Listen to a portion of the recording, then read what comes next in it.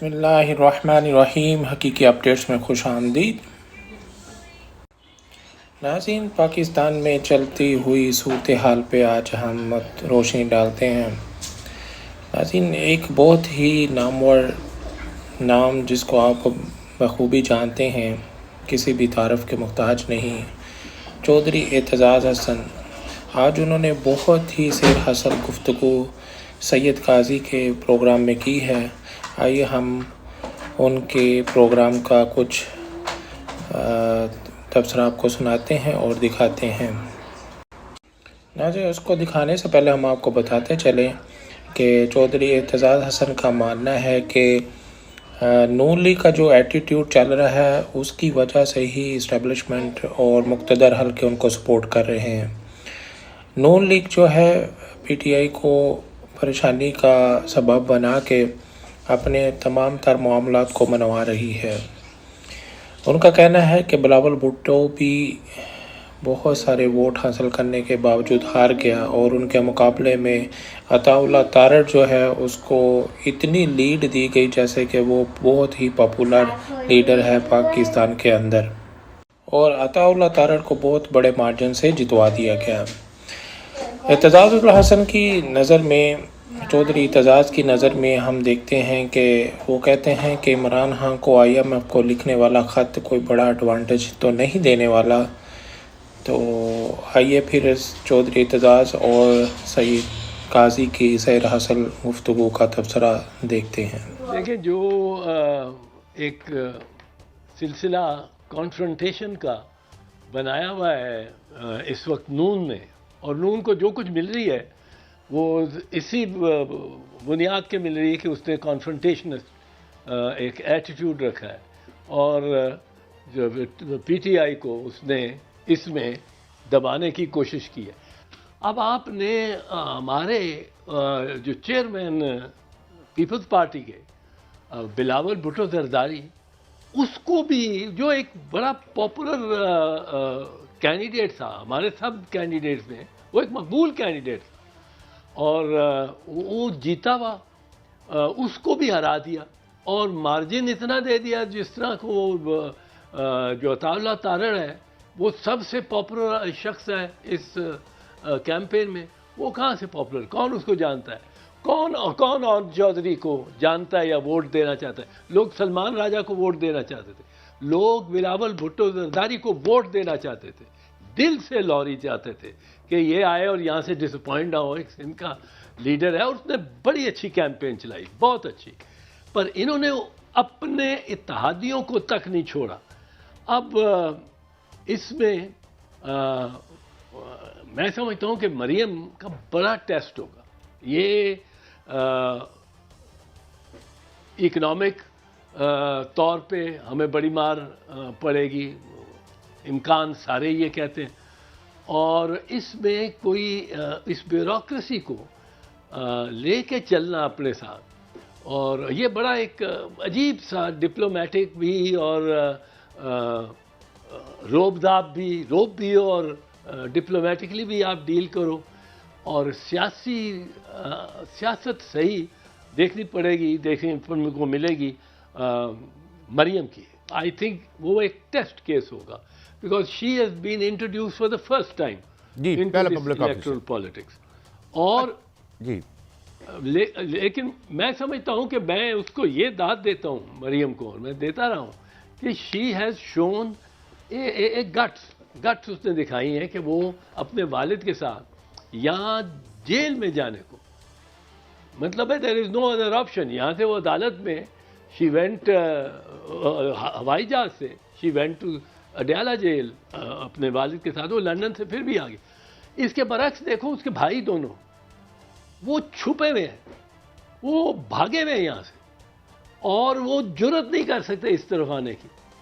تو اس معاملے میں مریم کو یہ کریڈٹ جاتا ہے کہ اس نے مسلم لیگ نواز کی اپنے ایک عہد میں، اب تو مسلم لیگ نواز کے الیکشن کیمپین میں تو ڈیڈ فش کراؤڈز تھے، ڈیڈ فش، مری مچھلی جس طرح ہوتے تھے اس طرح انرجی نہیں تھی، بٹ مریم نے پہلے بڑی انرجی ڈالی رکھی، اور میاں صاحب باہر بیٹھے رہے، and she got the crowds and livened up the crowd. جی پر اب اس میں مسائل تو بہت ہیں، اور مسائل اب یہ اسمبلیوں میں بڑی جماعتوں جنہوں نے زیادہ ووٹ لیے ہوئے ان سے بھی آگے نکل جائے. اب انہوں نے بامر مجبوری، اب میاں صاحب اس سے بھاگ نہیں سکتا کہ اب گورنمنٹ نہ بنائے، گورنمنٹ ان کے کہنے پہ بنانی پڑنی ہے. اور گورنمنٹ مجھے تو ناخوش نظر آتے ہیں. مجھے تو آج مریم کی اوتھ ٹیکنگ پہ بھی نواز شریف کے چہرے پہ کوئی رونق نہیں تھی، کوئی رونق نہیں تھی. وہ جو شہباز شریف بھی ذرا بجھا بجھا تھا. یہ اس وقت جب آپ کی بیٹی پہلی خاتون وزیر اعلیٰ بن رہی ہو، ملک میں تاریخ بنا رہی ہو، اور آپ کے چہرے پہ کوئی ایک بھی ہنسی نہ آئے ایک دفعہ بھی. اور یہ اچھا ایک سوال اور میں آپ سے پوچھوں گا. جی بات مکمل کر لیں آپ. میں نے ایک اصل میں آئی ایم ایف کا سوال پوچھنا ہے. بڑی لے دے ہوئی اور بڑا تنقید ہوئی خان صاحب پہ کہ یہ تو ایک قومی معاملہ تھا، تو اس پہ تو اس کو آپ کیسے دیکھتے ہیں قانونی طور پر بھی اور ویسے سیاسی اور اخلاقی طور پر بھی؟ بڑا مشکل یہ ہے اس پہ خان کو کچھ ایڈوانٹیج ملنا، اور خاص کر جو حالات برے ہوتے گئے تو خان کو بڑے کی بہت تنقید ہوگی، اور اس کو بڑا اس کا نقصان ہوگا جو ڈیسیجن لیا اور جو خط لکھا ہے کہ نہیں لکھا یہ ابھی سمجھ نہیں آ رہی. پر سوال اس نے بھی ویسے کوئی برا تو نہیں لیا، غلط تو نہیں اٹھایا. دیکھو اس کو آپ نے تو دیوار سے لگا دیا، اس کا بلے کا نشان لے لیا جو ووٹر کا نشان ہے، ووٹر کی پراپرٹی ہے، پارٹی کی نہیں ہے، وہ آپ نے اس سے لے لیا. اس کو آخری 3 دنوں میں 7 فروری سے پہلے آپ نے 3 اس کے خلاف فیصلے لیے عدالتوں نے. اور جو اس طرح انہوں نے کیا، ایک ہی دن بیٹھ کے 14 گھنٹے بیٹھ کے انہوں نے 14 سال 7 سال 10 سال، اور یہ یکے بعد دیگرے سزائیں ہیں. یہ ایک نہیں کہ 14 سال میں 7 سال بھی کٹ جائے گی اور 10 سال بھی کٹ جائے گی. یہ 31 سال کی سزائیں دے دی اس کو، اور اس کو آپ نے کہا یہ تو دنیا کو دکھا دیا کہ یہ ختم ہے. اب وہ جو سزائیں آپ نے دی یہ اور بات ہے کہ اس سے ہمدردیاں اور لوگوں کی عمران خان سے ہو گئی. پر جو کمایا مسلم لیگ نواز نے، وہ آپ دیکھ لیں کہ اس کو خسارہ ہوا ہے بڑا سخت ان سزاؤں کے دینے سے. اور جو عمران نے سوال کیا ہے آئی ایم ایف سے متعلق، انہوں نے کہا یہ قرضہ واپس کس نے کرنا ہے، یہ قرضہ واپس کس نے کرنا ہے.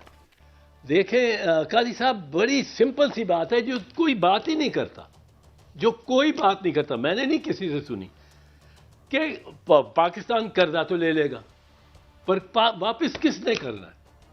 واپس ہم اشرافیہ نے تو نہیں کرنا. میرے پہ تو انکم ٹیکس اس طرح نہیں بڑھے گا جس طرح کہ ماچس کی ڈبیا پہ وہ ڈیوٹی یا امپورٹ ٹیکس، یا اگر امپورٹڈ یہاں کا جو بھی مال ہے اس پہ custom duty, production sales duty, sales tax, یہ بڑھیں گے. یہ واپس غریب نے کرنا ہے، لینا امیر نے. اس سارے جو آئی ایم ایف کے جتنے پیسے آئے ہیں ہمارے پاس، وہ سارا غریبوں کو کہاں ملا ہے. غریب تو تھرو انڈائریکٹ ٹیکسیشن، وہ تو واپس ادا کرنے میں اس کا ذمہ داری ہے، اس پہ ہم بوجھ ڈالتے ہیں. ہم کھا پی گئے ہیں قرضے. کوئی $120 بلین کا قرضہ ہے ہمارے پہ، ایکسٹرنل ڈیٹ. 80 کھرب 80 ٹریلین روپیز کا ڈومیسٹک قرضہ ہے.